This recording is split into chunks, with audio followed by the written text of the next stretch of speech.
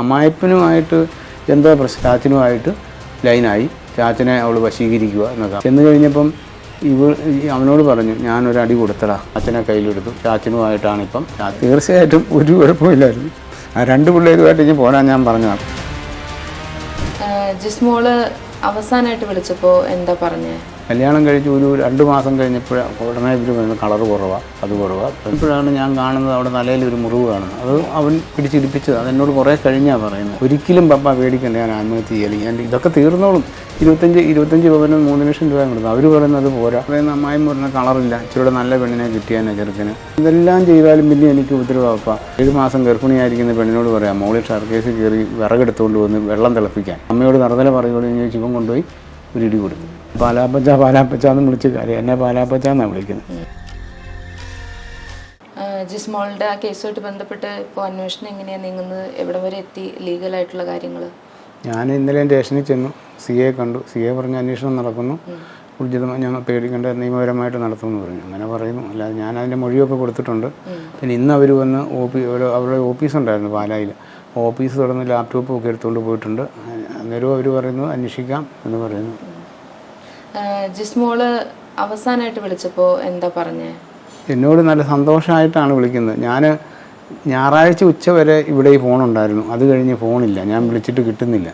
വിഷു ചെയ്യാനായിട്ട് ഞാൻ വിളിച്ചിട്ട് പോലും കിട്ടുന്നില്ല. ഫോൺ അവിടെ ഇല്ല. അവിടെ ഫോൺ വിളിച്ചിട്ട് എടുക്കുന്നില്ല.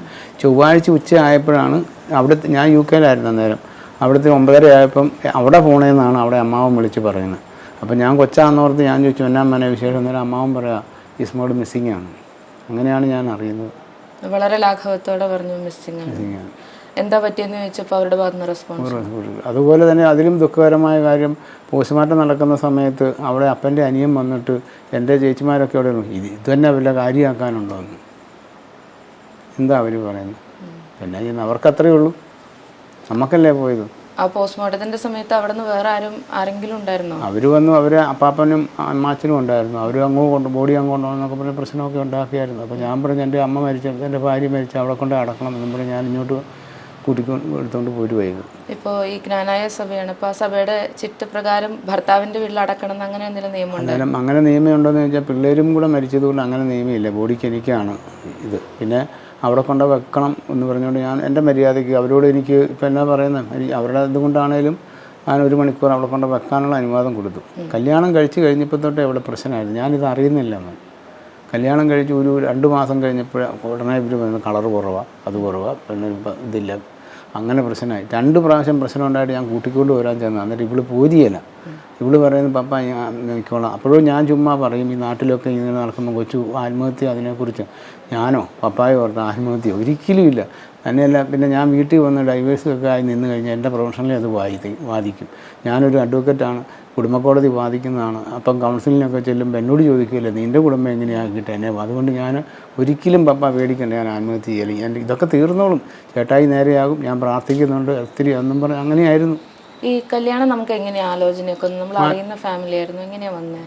മാട്രിമോണി നമ്മളെ ഗ്രാനായ പത്രമുണ്ട് ഒരു അപ്പനാദേശം എന്നും പറഞ്ഞു അതിനകത്ത് കൊടുത്തതാണ്. അപ്പം അയാൾ അന്വേഷിച്ച് കഴിഞ്ഞപ്പം ഇവന് കാര്യത്താസി ജോലിയുണ്ട്, 2 പെങ്ങന്മാരുണ്ട്, 2 പേരെയും കെട്ടിച്ചു വിട്ടു. പിന്നെ ഇപ്പം അതിൽ കൂടുതൽ എന്നാ പറയുന്നത്. ഞാനന്ന് 25 പവനും ഇതും 3 ലക്ഷം രൂപയും കൊടുത്തതാണ്. ചെന്ന് കഴിഞ്ഞപ്പം തൊട്ട് പിന്നെ അമ്മയും ഒരു നാത്തൂനുള്ളത് കെട്ടിച്ചിട്ട് ഭർത്താവ് വീട്ടിലല്ല ഇവിടെ. അത് ഞാൻ അറിയുന്നില്ല. അവിടെയാണ് 2 പിള്ളേരുമായിട്ട് അവിടെയാണ് താമസം. അപ്പം ചെന്നപ്പം തൊട്ട് ശ്രീധരൻ ഇത് ഞാൻ ഒരു ഇൻകം കൊടുത്തു. ഞാൻ ഇൻകം കൊടുക്കുന്നതാണ്. എനിക്ക് എൻ്റെ ഭാര്യ മരിച്ചു കഴിഞ്ഞ് 2 പെൺപിള്ളേർ ആദ്യം ഒരാളെ മൂത്തവളെ ഞാൻ കെട്ടിച്ചു. 6 മാസം കഴിഞ്ഞാൽ ഇവളെയും കെട്ടിക്കുന്നത്. അപ്പോൾ എനിക്ക് പറ്റുന്നത് ഞാൻ കൊടുത്തു. 25 പവനും 3 ലക്ഷം രൂപയും കൊടുത്തു. അവർ പറയുന്നത് പോരാ അമ്മയും നാത്തനും. എൻ്റെ മകളെ കെട്ടിച്ചപ്പോൾ ഞാൻ 15 ലക്ഷം രൂപയോ ശ്രീധരൻ കൊടുത്തതാണ്. ഇവക്ക് കിട്ടിയത് 3 ആണെന്ന്. അപ്പോൾ അവൾ പറഞ്ഞു അതൊന്നും അവൾ വിഷയാക്കുന്നില്ല. എന്നോട് പറയാൻ ഇതൊന്നും ഇങ്ങനെ വല്ലപ്പോഴൊക്കെ ഇരുന്ന് ഞങ്ങൾ പറയുമ്പം പറയും അമ്മ അവളെ കിടന്ന് വഴക്കുന്നുണ്ട് ഞാനതൊന്നും മൈൻഡ് ചെയ്യുന്നില്ല പപ്പ എന്നും പറഞ്ഞുകൊണ്ടാണ് അവൾ ഉള്ളിൽ ഒതുക്കുമായിരുന്നു. എനിക്ക് തോന്നുന്നു ഇവിടെ പഞ്ചായത്ത് പ്രസിഡന്റ് അല്ലെങ്കിൽ വാർഡ് മെമ്പർ ആയിരുന്നപ്പോഴാണ് കല്യാണം കഴിഞ്ഞ് പോകുന്നത് അല്ലേ? അതെ, അമ്മ മരിച്ചു. അമ്മ പഞ്ചായത്ത് മെമ്പറായിരുന്നു. ഒരു ആക്സിഡൻറ്റിൽ മരിച്ചതാണ്. അന്നേരം അവൾ ഹൈക്കോടതിയിലായിരുന്നു പ്രാക്ടീസ് ചെയ്തുകൊണ്ടിരുന്നത്. അപ്പോൾ എല്ലാവരും കൂടെ വന്നു കോൺഗ്രസിൻ്റെ ടിക്കറ്റിലായിരുന്നു അമ്മ നിന്നുകൊണ്ടിരുന്നത്. അമ്മ മരിച്ചപ്പോൾ കോൺഗ്രസ്സുകാർ തന്നെ ഇവിടെ എല്ലാ നേതാക്കന്മാരും വന്നു. ഇവരോട് ഇവർക്ക് ഇഷ്ടമില്ലായിരുന്നു എങ്കിലും ഇവിടെ ഒന്ന് നിൽക്കാൻ പറഞ്ഞ് ബൈ ഇലക്ഷൻ നടന്ന് ജയിച്ച് മെമ്പറായി. പിന്നെ പ്രസിഡൻ്റായി. മെമ്പറായിരുന്നപ്പോഴായിരുന്നു കല്യാണം. ഞാനിവിടുത്തെ ജിസ്മോളുടെ കൂടെ ഉണ്ടായിരുന്ന വാർഡ് മെമ്പർമാരോടും അതുപോലെ ഇപ്പോൾ പഞ്ചായത്ത് പ്രസിഡൻ്റായി നിൽക്കുന്ന അദ്ദേഹത്തോടൊക്കെ ചോദിച്ചു. അപ്പോൾ പറഞ്ഞു വളരെ ടാലൻറ്റഡ് ആയിട്ടുള്ള മിടുക്കി കുട്ടിയായിരുന്നു, ഭയങ്കര കോൺഫിഡൻസ് ഉള്ള ബോൾഡ് ആയിട്ടുള്ള കുട്ടിയായിരുന്നു എന്ന് പറഞ്ഞു.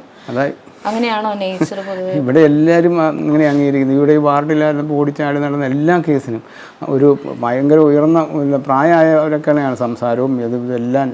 എന്തേലും കേസുകൾ ഇവിടെയൊക്കെ തന്നെ ഇത് ചെയ്യുന്നത് അങ്ങനെയായിരുന്നു.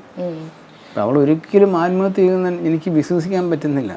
അവൾ ആത്മഹത്യ ചെയ്തല്ല. ഇവിടെ പീഡനം എന്ന് പറഞ്ഞ് ഇവിടെ പാലായിൽ ഓഫീസ് തുടങ്ങിക്കഴിഞ്ഞപ്പോഴാണ് ഞാൻ കാണുന്നത് അവിടെ തലയിൽ ഒരു മുറിവ് കാണുന്നത്. അത് അവൻ പിടിച്ചിടിപ്പിച്ചത്. അതെന്നോട് കുറേ കഴിഞ്ഞാണ് പറയുന്നത്.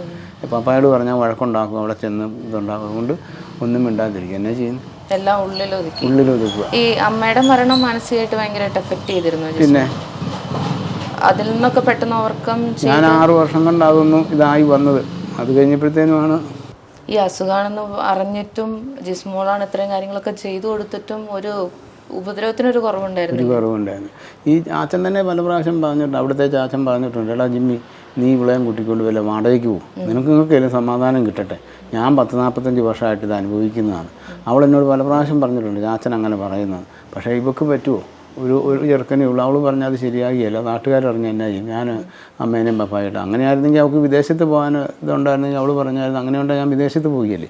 എനിക്കിവിടെ നിന്ന് പഠിച്ച് ഈ ജിമ്മിച്ചനുമായിട്ട് ഇങ്ങനെ കഴിയുന്നതിന്. പക്ഷേ ജിമ്മിച്ചൻ്റെ സ്വഭാവം മാറും, അതാണ് അവൾ പ്രതീക്ഷിച്ചുകൊണ്ടിരുന്നത്, പ്രാർത്ഥിച്ചുകൊണ്ടിരുന്നത്. ഈ ജിമ്മിയുടെ എങ്ങനെയായിരുന്നു ഈ അമ്മ ഇത്രയും പീഡനങ്ങൾ കൊടുക്കുമ്പോൾ ഒരു സപ്പോർട്ടും ജിമ്മി കൊടുത്തിരുന്നില്ല? അതാണ് ആദ്യത്തെ ദിവസം തന്നെ അടിയുണ്ടായി. ഞാനും എൻ്റെ ഇളയ മകനോട് അവിടെ ചെന്ന് കഴിഞ്ഞപ്പം അവനോട് പറഞ്ഞു ഞാനൊരു അടി കൊടുത്തടാ. കാരണം എന്ന് വെച്ചാൽ അമ്മയോട് ഇവള് തർക്കുത്തരം പറഞ്ഞു. എന്നാ തർക്കുത്തരം? 7 മാസം ഗർഭിണിയായിരിക്കുന്ന പെണ്ണിനോട് പറയാം മോളിൽ ഷർക്കേസ് കയറി വിറകെടുത്തുകൊണ്ട് വന്ന് വെള്ളം തിളപ്പിക്കാൻ. ഇവള് ഗ്യാസേ കത്തിച്ചപ്പം അമ്മയും നാത്തുവിനോട് ബഹളായി, അമ്മയും മകളും കൂടെ ഇവിടെ വിറക് കത്തിക്കണമെന്നതാണ്. അപ്പോൾ ഇവള് പറഞ്ഞു അമ്മയെന്ന് എടുത്തുകൊണ്ട് വരുവാണെങ്കിൽ ഞാൻ കത്തിക്കാം, നീ അമ്മയോട് നറുതല പറയുകയോട് എന്ന് ചോദിച്ചു. ഇവൻ കൊണ്ടുപോയി ഒരു ഇടി കൊടുക്കും. അകത്ത് ഗർഭിണിയല്ലേ, എന്നെ വിളിച്ചു. ഞാൻ പാലായിൽ ഒരു ടയർ കടയാണ്, അത് അടച്ചേച്ച് ഞാനും കൊച്ചും കൂടെ അവിടെ ചെന്നു കൂട്ടിക്കൊണ്ട് പോരാൻ. അന്നേരം അവൾ പോരുകയില്ല. അപ്പോൾ അത് സാരമില്ല, അപ്പോൾ ഇവരെല്ലാവരും എന്നെ കാലേ കയ്യെ പിടിക്കുവാൻ കൊണ്ടുപോകരുത്, അങ്ങനെ ചെറിയ പ്രശ്നം. അപ്പം ഞാനും നോക്കുമ്പം ചെറിയ കാര്യങ്ങളൊക്കെ അല്ലേ എന്നോർത്തായിരുന്നു ഞാൻ ഇരുന്നത്. ഈ കുഞ്ഞുങ്ങളുണ്ടായതിനു ശേഷം ജിമ്മിക്ക് എന്തെങ്കിലും കുഞ്ഞുങ്ങളോട് എങ്ങനെയായിരുന്നു ആ വീട്ടുകാർക്കും ജിമ്മിക്കായാലും? ഇപ്പം ഞാൻ പറയുന്നതല്ല, എൻ്റെ അവിടെ ഒരു കൂട്ടുകാരി കഴിഞ്ഞ ദിവസം വന്നായിരുന്നു. ഇവിടെ വന്ന് തിരുവനന്തപുരത്തുള്ള ഒരു ഡോക്ടറായിരുന്നു. അവൾ വന്നപ്പം അവളോട് ഇവള് ചോദിച്ചായിരുന്നു പറഞ്ഞു രണ്ടാമത്തെ കുഞ്ഞിനെയാണോ മൂത്ത കുഞ്ഞിനെയാണോ ഇഷ്ടമെന്ന്. അവൾ പറഞ്ഞു രണ്ടാമത്തെ കുഞ്ഞിനെ അതല്ല കണ്ട. അന്നേരം പറഞ്ഞു ആ ചേച്ചിക്ക് കൊണ്ടോ വിവേചനം, വീട്ടിൽ ഇതാണ് മൂത്ത കൊച്ച് കറുത്തതാണെന്നും പറഞ്ഞുകൊണ്ട് അത് ആ മൂത്ത കൊച്ചുണ്ടായപ്പോൾ ആ അമ്മ പറയുന്നതാണ് പാലായിൽ ഓക്സിജൻ കുറവായിട്ടാണ് കൊച്ച് കറുത്തു പോയത് എന്ന് അവൾ പറയുന്നത്. അവൾ ചോദിച്ചു ഇവിടെ ഓക്സിജൻ ഉണ്ടായിട്ടാണോ അമ്മ കറുത്തിരിക്കുന്നതെന്ന് അവളും ചോദിച്ചു. അതിൻ്റെ ബാക്കി അങ്ങനത്തെ ഒരു സ്വഭാവമായിരുന്നു അമ്മയ്ക്ക്. ശരിക്കും നിറവും സ്ത്രീധനവും എല്ലാം പ്രശ്നമായിരുന്നു. ഇപ്പോൾ ഈ ജിമ്മി ആയാലും ഇങ്ങനെ ശാരീരിക ഉപദ്രവങ്ങളൊക്കെ ഉണ്ടായിരുന്നു എന്ന് പറഞ്ഞല്ലോ. അപ്പോൾ ആ സമയത്തൊക്കെ നിങ്ങൾ പറഞ്ഞോ ഇങ്ങ് പോരെ, വേണ്ട അവിടെ സഹിച്ച് നിൽക്കണ്ട? ഞാൻ പല പ്രാവശ്യം പറഞ്ഞു ഇവിടെ ഈ വീട്ടിൽ ആരുമില്ല, കൊച്ചിനെ ഈ വീട്ടിൽ താമസിക്കാൻ പാലായിൽ ഓഫീസിൽ പോകും, നമുക്ക് ഒന്നിച്ച് പോകാം, കൊച്ചിനെ പിള്ളേരെ പാലായിൽ എവിടെയെങ്കിലും ചേർക്കാം എന്നൊക്കെ ഞാൻ എന്തെങ്കിലും പറയും. അപ്പോൾ അവൾ പറയുന്നു ഒരു കുഴപ്പമില്ല, ഞാൻ പിടിച്ച് നിന്നോളാം, പപ്പ എന്നെ കുറച്ച് വിഷമിക്കണ്ട, ഞാനങ്ങനെ ആത്മഹത്യ ചെയ്യുന്നതാണോ ഇനി പപ്പായ്ക്ക് പിടി, ഒരിക്കലും ഞാനത് ചെയ്യുകയില്ല, അങ്ങനെ പറഞ്ഞ് എനിക്ക് സമാധാനം തന്നുകൊണ്ടിരുന്ന. അപ്പോൾ അങ്കിൾ എന്നാ UK പോയ ആ സമയത്തൊക്കെ ഒരു മാനസികാവസ്ഥ എന്തായിരുന്നു? അവൾക്ക് സന്തോഷമായിട്ട് അവൾ തലേദിവസം ഇവിടെ വന്ന് തന്നെ യാത്ര അറിയിച്ചത് പറഞ്ഞത് എന്നാ വെച്ചാൽ എന്നെ അവൾ പറഞ്ഞു വിടുന്നു, പപ്പ ഇടയ്ക്ക് പോകണം, പിള്ളേരുടെ അടുത്ത് പോകണം, എനിക്കോ വരാൻ പറ്റിയില്ല. അപ്പം ഞങ്ങൾ പറഞ്ഞൊരു കാര്യം ചെയ്യും, നിന്നെ കൊണ്ടുപോകാം ഒരു വിസിറ്റിങ്ങിന് പോരണം, ഞങ്ങൾക്ക് എല്ലാവർക്കും കൂടെ വിസിറ്റിങ്ങിന് പോകണം എന്ന്. അവൾക്ക് അങ്ങനെ ഒരു ആഗ്രഹം ഉണ്ടായിരുന്നു. അപ്പം ആങ്ങളെയും ചേച്ചി അവിടെ ഉണ്ട്, അമ്മയുണ്ട്, ഞങ്ങൾ കൊണ്ടുപോകാമെന്നൊക്കെ പറഞ്ഞിരിക്കുമായിരുന്നു സന്തോഷമായിട്ട്. അവളങ്ങനെ മാഡം ആത്മഹത്യ ചെയ്യാനാണെങ്കിൽ അടുത്ത ആഴ്ച അവൾക്ക് നോട്ടറി കിട്ടുക. പിന്നെ 3 ബാങ്കിൻ്റെ ലീഗൽ ചെയ്യുന്നുണ്ട്. ഇപ്പം തുറന്നു കഴിഞ്ഞപ്പോഴാണ് KSFBക്കാരുടെ ഒക്കെ ഒരു കുറേ ഫയലുകളുണ്ടായിരുന്നു, അവർ ലീഗൽ ചെയ്യുന്നതിൻ്റെ ആധാരങ്ങളെല്ലാം 2-3 അങ്ങനെ അവൾക്ക് ചെയ്യാനാണ് മുമ്പോട്ട് ജുഡീഷ്യൽ ടെസ്റ്റ് 2 എഴുതി. അവൾക്ക് പഠിക്കണം എന്ന് പറഞ്ഞാൽ മൂത്തയാൾ നേഴ്സാണ്. അവൾ പറയുന്നത് എനിക്ക് പഠിക്കണം, LLB എടുക്കുകയാണ്, LLM എടുത്തു, എന്നിട്ട് എനിക്ക് പഠിക്കണമെന്ന് പറഞ്ഞിരിക്കുന്നത്. ആത്മഹത്യ ചെയ്യാനാണ് അവൾ അതിന് ഇത് വിളിക്കൂ. ഒരുപാട് സ്വപ്നങ്ങൾ കരിയറിലും ഉണ്ടായിരുന്നു. പിന്നെ അപ്പോൾ പെട്ടെന്ന് എന്തെങ്കിലും ഒരു കാര്യമായിരിക്കും അത്രയും തകർത്ത് കളഞ്ഞു. ഈ ബോഡി അവിടെ കൊണ്ടുവന്ന സമയത്ത് ജിമ്മി കരയുന്ന ഒരു വീഡിയോ ഒക്കെ വന്നിരുന്നു. ഞാനത് കണ്ടില്ല. അവസാനം ആരാണ്ട് ഇങ്ങനെ ചാനലിൽ കണ്ട് പറഞ്ഞു അവൾ പപ്പായെ വിളിച്ച് പറഞ്ഞിട്ടാണ് ആത്മഹത്യ ചെയ്യുന്നത്. അപ്പോൾ പോലീസിൽ പോലീസിലിങ്ങനെ ഞാൻ പറഞ്ഞു അവൾ എന്നെ വിളിച്ചിട്ടുണ്ടെങ്കിൽ അത് നോക്ക്, അവിടെ ഫോണുണ്ടല്ലോ കയ്യിൽ. അവൾ എൻ്റെ അറിവ് എങ്ങനെയാണെന്ന് വെച്ചാൽ ആൾക്കാർ പറയുന്നത് ഞാൻ കണ്ടില്ല. അവിടെ ചാച്ചനെ വിളിച്ചെന്ന്, ചാച്ച ഞാൻ ആത്മഹത്യ ചെയ്യാൻ പോവാന്ന്. എന്നിട്ട് പിന്നെ അന്നേരം ചാച്ചൻ ജിമ്മിയെ വിളിച്ചെന്ന്, വീട്ടിൽ ചെന്ന് നോക്ക് അവൾക്കെന്തോ പ്രശ്നം. അപ്പോൾ ഇവരെന്തോ സംഭവം നടന്നിട്ടല്ലേ അത്ര ഇത് പറയേണ്ടത്. അതെനിക്കറിയത്തില്ല.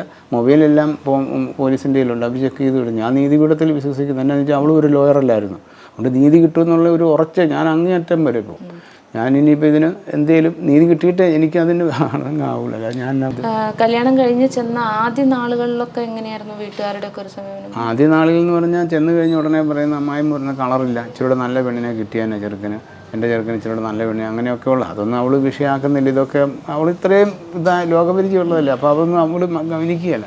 പിന്നെ ഇതാണ് ഓരോരോ ഡെയിലി ഇങ്ങനെ വന്ന് പറഞ്ഞു. 2 പ്രാവശ്യം ഞാൻ ചെന്നതാണ്. ചാച്ചൻ കാര്യം എങ്ങനെ ഇത് വഴക്കുണ്ടാക്കാര്യം ഇതാന്നൊക്കെ പറയുമ്പം അമ്മ അന്നേരം പറയും ചാച്ചനെ കയ്യിലെടുത്തു, ചാച്ചനുമായിട്ടാണിപ്പം, ചാച്ചനെ ഇതാണെന്ന് പറയും. പിന്നെ ചാച്ചൻ മിണ്ടിയല്ല, അമ്മായിപ്പൻ എന്തെങ്കിലും പറഞ്ഞ് ഇവർക്ക് സൈഡ് വല്ലതും പറഞ്ഞാൽ അന്നേരം അമ്മ പറയുന്നത് തന്നെ ചാച്ചനുമായിട്ട് ലൈനായി, ചാച്ചനെ അവൾ വശീകരിക്കുക എന്നൊക്കെ. അപ്പം അവൾ എന്നോട് പല പ്രാവശ്യം പറഞ്ഞിട്ടുണ്ട് അങ്ങനെ പറഞ്ഞു. ഞാനത് മൈൻഡ് ചെയ്യലെന്ന് പറയും.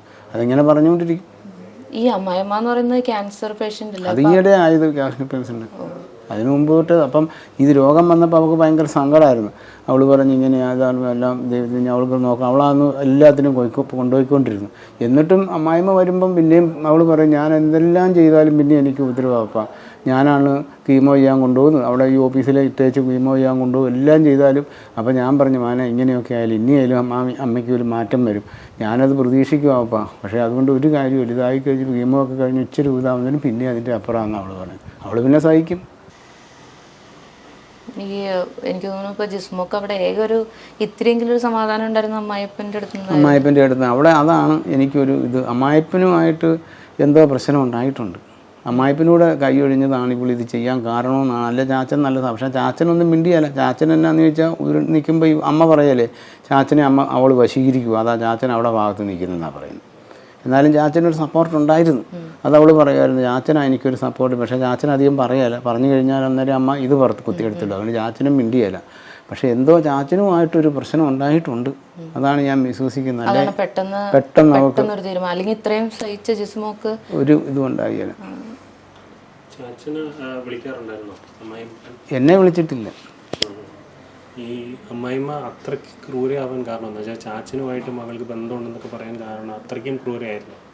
അത് ഇവൾക്ക് സപ്പോർട്ട് ചെയ്യുമ്പോൾ അമ്മ പറയുന്നു ചാച്ചനോട് ഇതാണെന്നും പറഞ്ഞു. ചാച്ചൻ സ്നേഹിച്ച് കിട്ടിയതാണെന്നാണ് ഇവള് പറയുന്നത്. ചാച്ചൻ ചുമ്മാ പറയും നമുക്ക് ചാച്ചൻ അർത്ഥം പറ്റില്ല, സ്നേഹിച്ച് കിട്ടിയ ചാച്ചൻ തന്നെ പറഞ്ഞിട്ടുണ്ടെന്ന് ഇവളോട്. അതൊക്കെ പറയുമ്പം അമ്മയ്ക്ക് ഇഷ്ടമില്ല. എൻ്റെ കുറ്റമെല്ലാം അവളോട് പറഞ്ഞു കേൾപ്പിക്കുക എന്നും പറഞ്ഞുകൊണ്ട് ചാച്ചനും ആത്മാർത്ഥമായിട്ടാണ് പറയുന്നത് നിങ്ങൾ വേറെ പോകും, നിങ്ങൾക്ക് സമാധാനമായിട്ട് കിട്ടും. ഞാൻ 10-45 വർഷമായി അനുഭവിക്കാൻ തുടങ്ങി. ജിമ്മിയോട് പല പ്രാവശ്യം പറഞ്ഞു നിങ്ങൾ എന്നോട് പറഞ്ഞു. തീർച്ചയായിട്ടും. അന്നേരം അവൾ പറയുന്നത് ഞാനത് ചാച്ചനും പറയും നമുക്കറിയാൻ മേലെ അമ്മ പറയുന്നത് കൊച്ചു മൈൻഡ് ചെയ്യണമെന്ന് പറഞ്ഞുകൊണ്ട് അങ്ങനെ ഇരിക്കും. ഈ കല്യാണം കഴിഞ്ഞ് ചെല്ലുന്ന സമയം തൊട്ട് ഈ നാത്തൂൻ അവിടെ ഉണ്ടോ? വീട്ടിലൊന്നും പോകുന്നില്ല. അവൾ ലീവിന് വരുമ്പോഴും അവിടെയാണ്. ഒരു പ്രാവശ്യം ഇപ്പം UK ഒരു പ്രാവശ്യം ലീവിന് വന്നപ്പം ഈ പിള്ളേർ തമ്മിൽ എന്തോ പ്രശ്നമുണ്ടായി. ഇവള് അകത്തെന്തോ ജോലി ചെയ്തുകൊണ്ടിരുന്നപ്പം പുറത്തുനിന്ന് ഓടാമ്പലിട്ടി അവിടെ കൊച്ച് പൂട്ടി തമാശൻ. അപ്പോൾ ഇവള് അപ്പുറത്തൂടെ ഇറങ്ങി വന്നിട്ട് പിള്ളേർക്കൊക്കെ ഇവിടെ വലിയ കാര്യമായിരുന്നു. അമ്മായി എന്ന് പറഞ്ഞാൽ ഭയങ്കരമായിരുന്നു. ഉടനെ ഇതെന്നാ മോനെ ഇവിടെ പൂട്ടിയെന്ന് ചോദിച്ചു. ഇച്ചിരി ഒച്ച കൂടിപ്പോയി.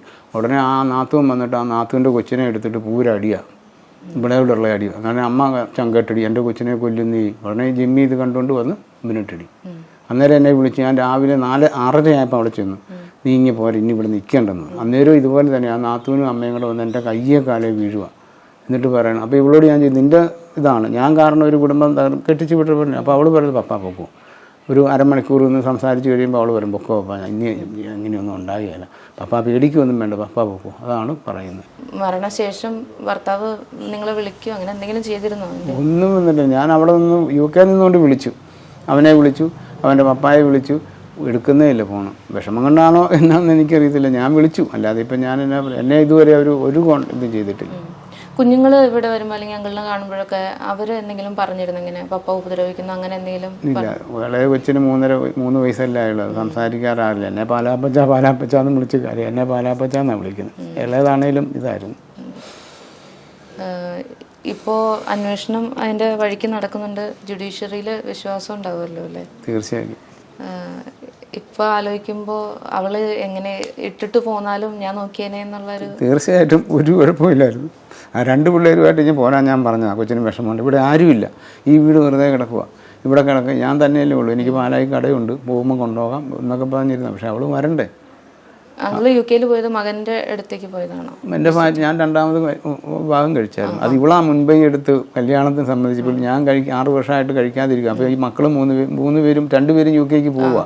അപ്പോൾ ഇവളെ ഇവിടെ ഉള്ളൂ, നമുക്കൊരു പപ്പായ്ക്കൊരു കൂട്ടിരിക്കട്ടെ. അപ്പോൾ ഇളയവൻ പറഞ്ഞു പപ്പ കല്യാണം കഴിച്ചില്ല, ഞാൻ പോവുകയല്ലെന്ന് പറഞ്ഞു. അങ്ങനെ വന്നപ്പോൾ ഇവളാണ് മുൻകൈ എടുത്ത്. ഈ ആദ്യത്തെ ഭാര്യയുടെ ഒരു ചെറിയ റിലേഷനുണ്ട്. അങ്ങനെ ആ പുള്ളിക്കാരി UK പുള്ളിക്കാരി 18 വർഷമായിട്ട്. അപ്പോൾ ഇവളാണ് മുൻകൈ എടുത്ത് തന്നെ കെട്ടിക്കുന്നത്. അല്ലെങ്കിൽ തന്നെയായി പോകുന്നു, പപ്പായ്ക്ക് ഒരു കൂട്ട് വേണ്ടതെന്ന് പറഞ്ഞു. അപ്പോൾ പുള്ളിക്കാരി UK ഞാൻ 6 മാസം പുള്ളിക്കാരത്തിലെ പിസായിൽ ഞാൻ പോകും, ഇടയ്ക്കൊക്കെ പോകും, കടയൊക്കെ ഉള്ളതുകൊണ്ട് ഇടയ്ക്ക് പോകും. അങ്ങനെ അപ്പോൾ ഇവിടെ ഫ്രീ ആയിട്ട് കിടക്കുക. ഇവർക്ക് ഇവിടെ വന്ന് സുഖമായിട്ട് ജീവിക്കാം. അങ്കിളിനോട് ആരാ ഈ വിവരം വിളിച്ച് പറയണേ? ഇങ്ങനെ അപകടം ഉണ്ടായി, ആശുപത്രിയിലാണ്, അല്ലെങ്കിൽ മരിച്ചു എന്ന് വിളിച്ച് പറയുന്ന? അതല്ലേ ഞാൻ പറഞ്ഞു, ഇവിടെ അമ്മാച്ചൻ, അതായത് ഇവിടെ അമ്മയുടെ ആങ്ങള ഇവിടെ പോണേന്ന് തന്നെ വിളിക്കുന്നത്. ഞാൻ തിങ്കളാഴ്ചയൊന്നും വിളിച്ചിട്ട് ഇവിടെ ഫോൺ എടുക്കുന്നില്ല, ബെല്ലുണ്ട് എടുക്കുന്നില്ല. ഞാൻ UK വിഷു ചെയ്യാം. എന്നിട്ട് ലാസ്റ്റ് ഞാൻ ചൊവ്വാഴ്ച രാവിലെ 9:30 ആയപ്പോൾ ഞാൻ അവിടെ എഴുന്നേറ്റു. അന്നേരം ഇവിടുത്തെ സമയം 2:30. എഴുന്നേറ്റപ്പോൾ ഞാൻ എഴുന്നേറ്റ് വരുന്നത് ഇവിടെ ഫോണാണ് വരുന്നത്, കൊച്ചിൻ്റെ ഫോൺ. അപ്പോൾ ഞാൻ കൊച്ചാന്നോർത്ത് ഞാൻ വിളിക്കുന്നത്, എന്നാ മോനെ കൊച്ചെന്നെ വിളിച്ചിട്ട് എടുക്കാൻ, ഞാൻ 2 ദിവസം ആയല്ലോ വിളിച്ച് എടുക്കാൻ. അന്നേരം അവിടെ അമ്മ പറഞ്ഞു, ആ പപ്പ, പുള്ളി തന്നെ പപ്പ ജിസ്മോൾ മിസ്സിങ്, അപ്പോൾ അലായി വന്നോന്ന് അന്വേഷിക്കാൻ. ഞാൻ UK ഇരിക്കുന്നു. ഞാൻ പറഞ്ഞു ഞാൻ UK എന്നാ പറ്റി? അപ്പോൾ എനിക്ക് ഭയങ്കര ആദിയായി. അപ്പം പിള്ളേരെ കാണാനില്ല, അവളും പോയി. പിള്ളേർക്ക് എന്തോ കൊടുത്തിട്ടാണ് കൊണ്ടുപോയെന്ന് തോന്നുന്നു. ഇവിടെയൊക്കെ ബ്ലഡ് കിടപ്പുണ്ട്, എന്നാന്ന് അറിയത്തില്ലെന്ന് പുള്ളി ഫോൺ കട്ട് ചെയ്തു. ഞാൻ ഉടനെ പാലായി വിളിച്ചു എൻ്റെ അനിയനോട് പറഞ്ഞു, ചേട്ടൻ്റെ മകനോട് പറഞ്ഞു. അവരെല്ലാം ഇവിടെ അന്വേഷിച്ചിട്ട് ഒരു രക്ഷയില്ല. ഞാൻ ഉടനെ അവിടെ പോണതിലോട്ട് ഒന്നുകൂടെ വിളിച്ചു. അന്നേരം അമ്മായി എടുത്ത്, അതായത് ആ പുള്ളിക്കാരൻ്റെ ഭാര്യ, ആറ്റിയിടിക്കിന്ന് കിട്ടി, ഹോസ്പിറ്റലിലോട്ട് കൊണ്ടുപോയിക്കുവാന്ന് പറഞ്ഞു. അന്നേരം എൻ്റെ ചങ്ക് തകർന്നു. ഞാൻ ഉടനെ അമ്മാച്ചൻ്റെ ഫോണുണ്ടായിരുന്നു, അതേ വിളിച്ചു. അന്നേരം അമ്മാച്ചൻ എന്നോട് പറയുന്നത് 3 പേരും മരിച്ചെന്ന്. ഇപ്പോൾ ആങ്ങളമാരൊക്കെ എന്താ പറയണ, ഇങ്ങനെ ഒരു സംഭവം കേട്ടപ്പോൾ അവരൊക്കെ ആകെ തളർന്നു പോയിട്ടുണ്ടാവും. പിന്നെ